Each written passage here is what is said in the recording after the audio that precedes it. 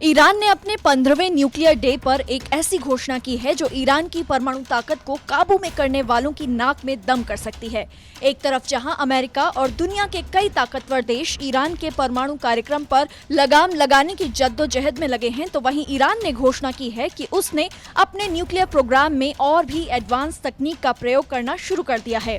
2015 में ईरान के साथ हुए परमाणु समझौते से डोनाल्ड ट्रंप के समय अमेरिका बाहर निकल गया था, लेकिन उस समझौते में बाकी देश बने हुए हैं और अमेरिका को भी इस समझौते में लौटाने की कोशिशें हो रही हैं। वहीं ईरान की नई परमाणु तकनीक अमेरिका के होश उड़ा सकती है।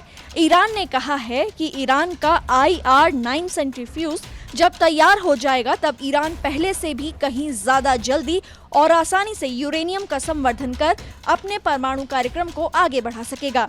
आइए देखते हैं कि IR-9 कैसे काम करता है और इसे समझ लेते हैं।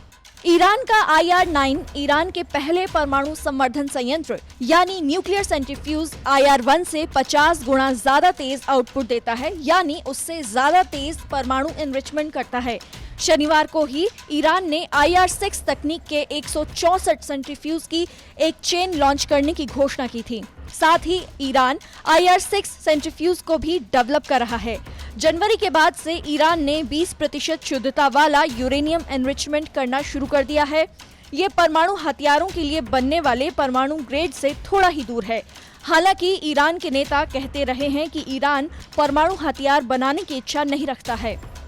अमेरिका के पूर्व राष्ट्रपति डोनाल्ड ट्रंप ने 2018 में ये फैसला किया था कि अमेरिका ईरान के साथ परमाणु समझौते में नहीं रहेगा। साथ ही अमेरिका की तरफ से ईरान पर प्रतिबंध बढ़ा दिए गए थे।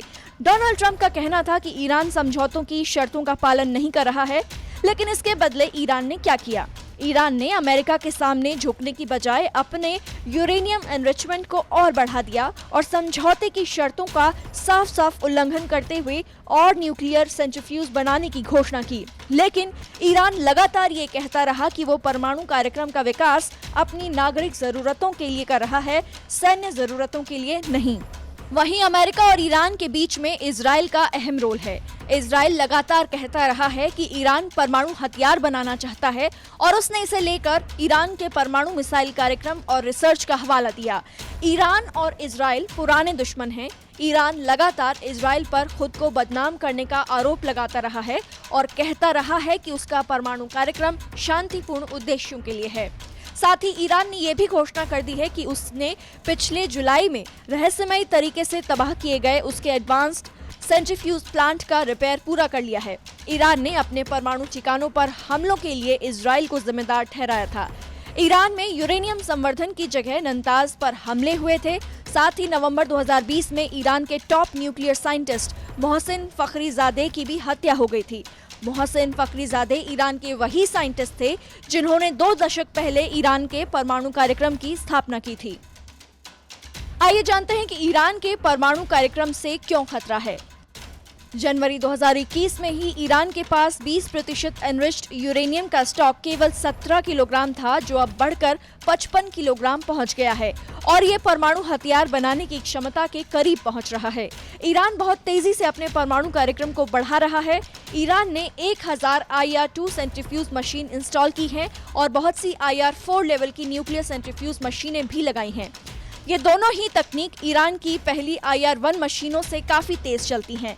फरवरी के बाद से ईरान ने संयुक्त राष्ट्र के साथ 2015 की डील के अनुसार कॉन्फिडेंशियल एग्रीमेंट मानना भी बंद कर दिया है, जबकि इंटरनेशनल एटॉमिक एनर्जी एजेंसी जिन देशों की निगरानी करती है उनके लिए और भी कई प्रोटोकॉल हैं।